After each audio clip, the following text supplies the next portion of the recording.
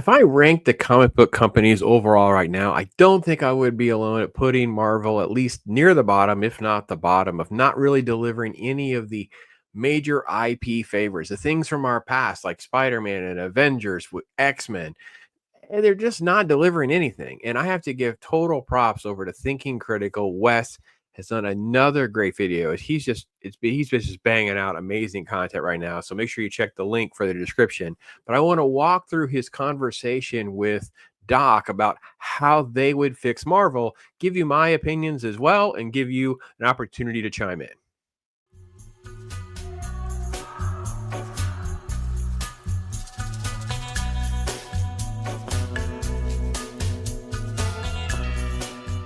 Conversation with Doc on what Marvel can do, not logistically or behind the scenes with leadership. What could they actually do with the characters in the universe to get people interested in Marvel Comics again?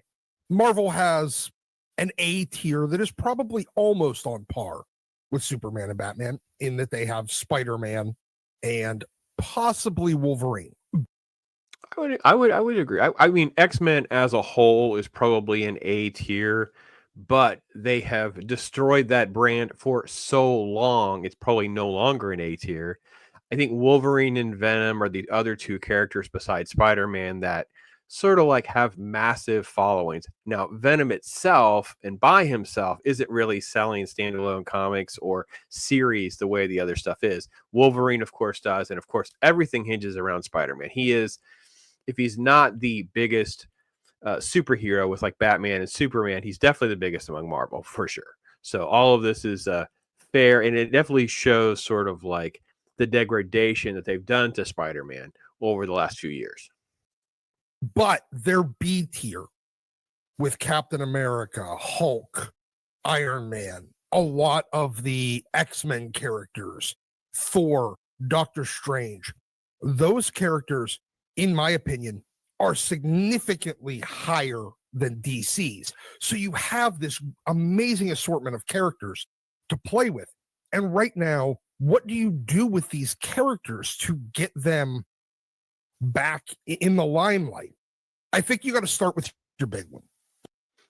Yeah. So before he gets in there, I definitely I want to concur again. Why I chose this video is I couldn't agree more with Doc. I think that when you look at the list that he did, I would include Ghost Rider in that list as well. It has a history of doing very well, even though it's not like part of the Avengers or anything like that. But I feel like those lists, all of those characters have had at times story arcs or issues and creative teams that have pushed them near the top of sales and comic books and have transcended into media. Obviously, the stuff that's done with the MCU, but even Ghost Rider, even the cartoons, all of those things have permeated out into like with the normies. So they do.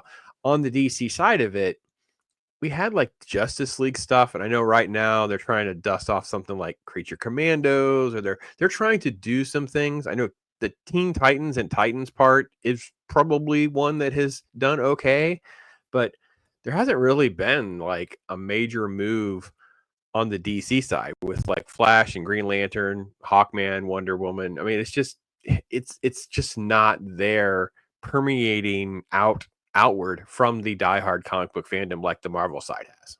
I think you got to start with your big one, Spider-Man. He is the number one character at Marvel. You have to make a change in direction. They've been trying to play with this swinging bachelor Peter Parker, except for because they also hate men, he's just a loser. Not even a lovable loser, just a fucking loser.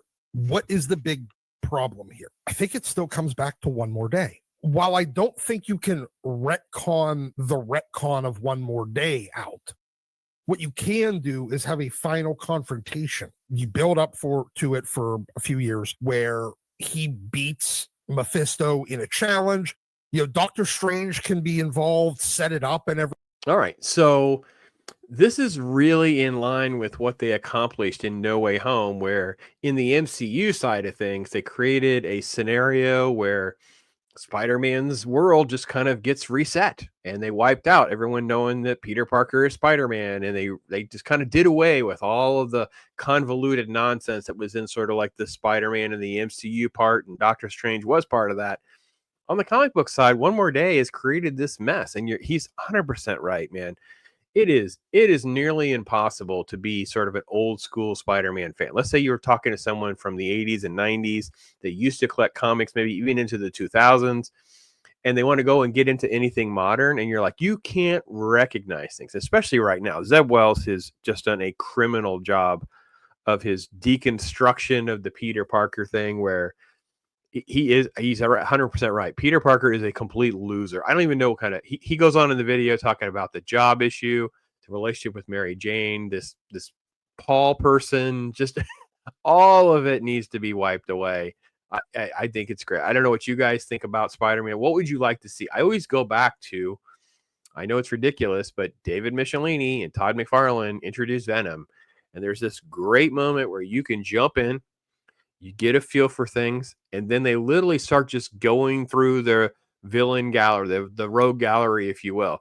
He battles Mephisto. He battles Mysterio. He has Green Goblin, Hobgoblin. He's Venom again. He goes through, a Sinister Six. There's a Hulk appearance, a Captain America appearance. I mean, it's this massive run over the course of a couple years that gives you this massive foundation. And then they launch that McFarlane Spider-Man standalone series. And McFarlane's not nearly a good enough writer over a long haul to carry something like that. He really needed to have someone else in there kind of helping do some stories and or doing scripts and stuff. But overall, it builds a foundation of where you could go. And I don't know how they're going to do this because like he says, of the leadership issue. So that it binds Mephisto from ever fucking with Peter or his marriage or anything else ever again. So while maybe him and Mary Jane aren't remarried, she never met Paul. Paul vanishes. So she never had become Jackpot. Hallelujah. You start wiping the slate clean by you making everyone else around him make the decision that the original timeline of Peter Parker was the right one. And all the shit that happened afterwards shouldn't have happened because of a deal with the devil. I think as part of that, you're also going to eliminate a lot of the redundant spider characters. Even Miles ends up not having any real connection with Peter. He might still be in the universe because I don't think that would change, but he wouldn't have any connection to Peter. That really is fascinating that if you could do that. I mean, obviously at this point, I don't think there's any chance that we're going to see this happen. They're not going to take away 10 to 15 years of creators' content, all the rights issues, all the stuff that they've been selling would just kind of be nullified of this sort of like, retroactive reset. But man, it would be so great to get rid of just this useless montage of characters of spider people. And even my grandkids are into like the Spider-Man and his friends thing, this new reboot with like the Gwen Spider, which she was Spider-Gwen, but she's not now. She's Ghost Spider, and he's not Miles. It's just terrible. It is. It's just terrible. And I think what Doc is saying is right. Reset Peter, reset Mary Jane, reset what Miles's relationship is with Peter and the universe, and then figure out how to move everybody forward. He's got to get away from his high school job. He needs to have an actual adult job. He is in his 30s at this point. He could be doing consulting for folks. He is a scientist. He does have a degree. You could give him, especially in the modern world with modern gigs and everything. So here he kind of goes through a conversation about like what to do with Peter and make it more realistic with the job thing and not being a loser and a career and their marriage and all of that. And I agree with you. They got to tackle that one first because the Spider-Man character absolutely sucks. And you have so many variations of them. They definitely need to get rid of a lot of that stuff. Mm-hmm. Now, the other enormous problem that's sitting right in front of your face, and you're the world's biggest X-Men fan, is this X-Men franchise. You thought at the end of Krakoa and Fall of X, like, wow, it literally can't get better. It has to be better than this. And now we're into the From the Ashes era. And it turns out. Oh, yeah, it definitely is worse. So if any of you have tried to read an X-Men comic book in like the last, I don't even know if it's 10 years or not, but it seems like anything that I have read, you either end up with a whole bunch of characters, you don't know who they are, you don't know what they do, what their powers are, or it's like a bait and switch. It'll be a story that looks like it's this. It'll be Magneto. It'll be this headed in this direction. And then at the last second, there's this gotcha, twist, something, and it's really Scarlet Witch, or it's really this, it's really that, and you're like, what is going on? Like, it has totally ruined everything, and they get into why that is and what they think, what they think, what they have to do to fix it. That the writers of X-Men and certainly the editorial staff believe the only thing X-Men can represent is LGBTQ issues now.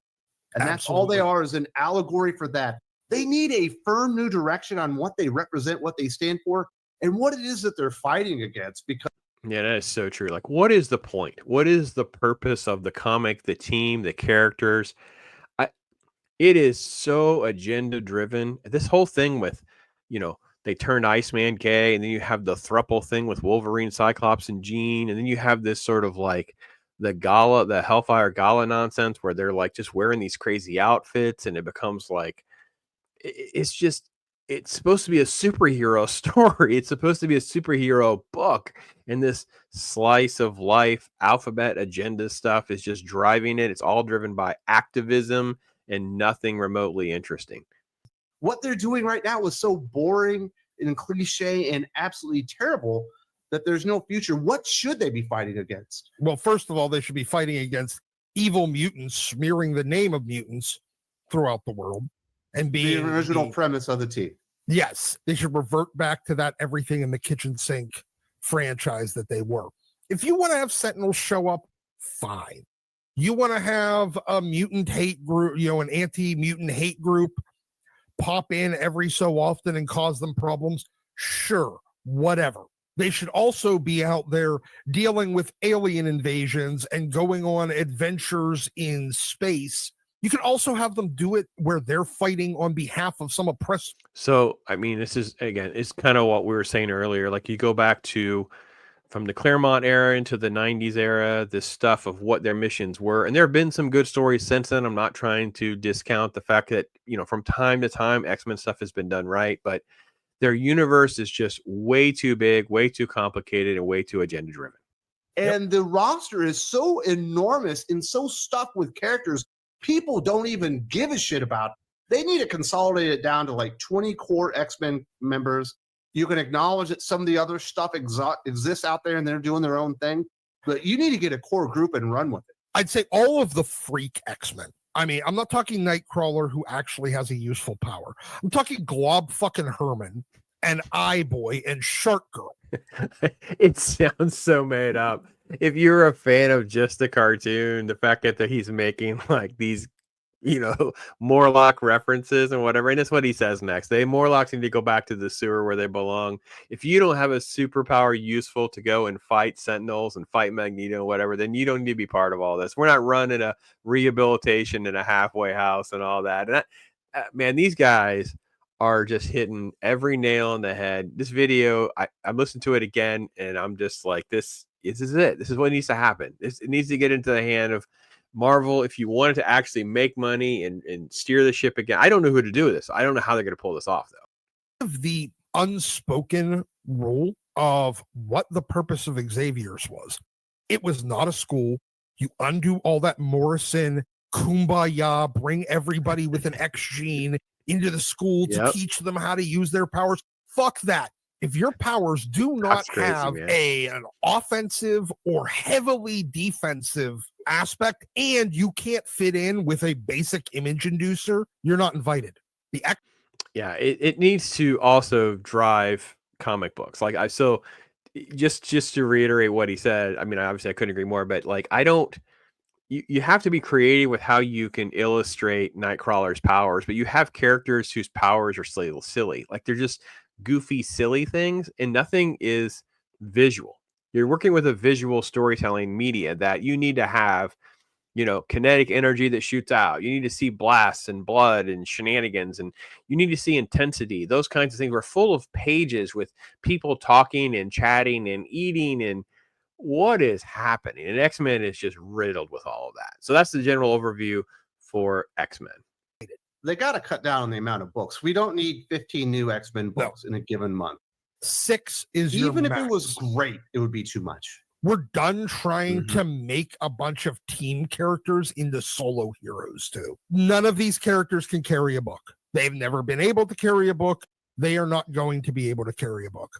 They are not interesting enough. They are not unique enough. Their personal nemesis characters are fucking boring. Storm does not have a rogue. Yeah, so I mean, I missed the F-bomb there, but reality is he's going to, Storm doesn't have a rogues gallery. Rogue doesn't have a rogue gallery. Like, there's no, this is why, like, a 4-issue, 6-issue miniseries where you're going to explore an element, that's already been done for almost all of these characters that's going to sell.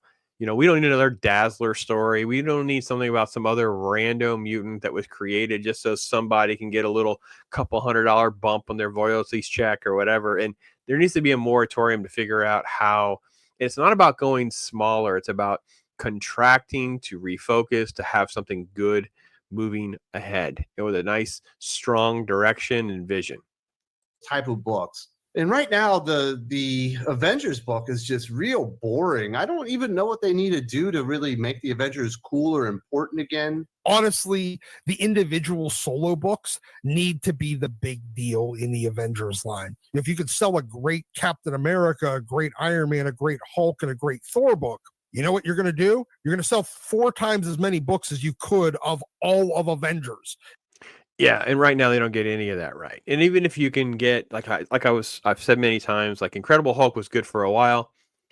I can't get into Captain America. I can't get into Iron Man. I can't get into these character stories. One, I don't even recognize where I'm at.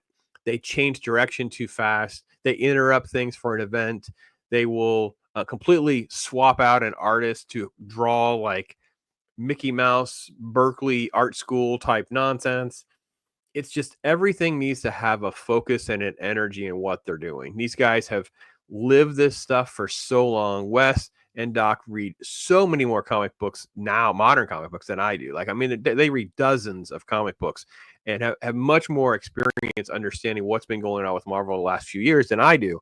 So when they lean into this, and I have done, you know, little check-ins, little dips. Oh, I hear this issue is good. It's like, yeah, but 4 issues later, it's dog crap again. So hence the reason you don't see videos on some of these things. Like I'll do a little read of a few issues of Doctor Strange, and by issue 6, I'm like, I just can't do this anymore. This is miserable. It's like not even about him. He's getting lectured by this crazy wife, and it's just bickering and nonsense. There's no action.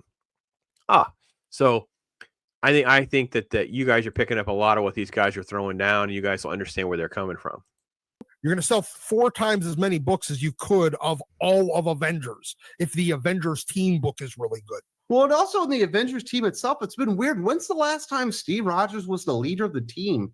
Yeah. It feels like Black Panther and Iron Man are like co-leaders unless Captain Marvel's there, and then she's the unquestioned leader now.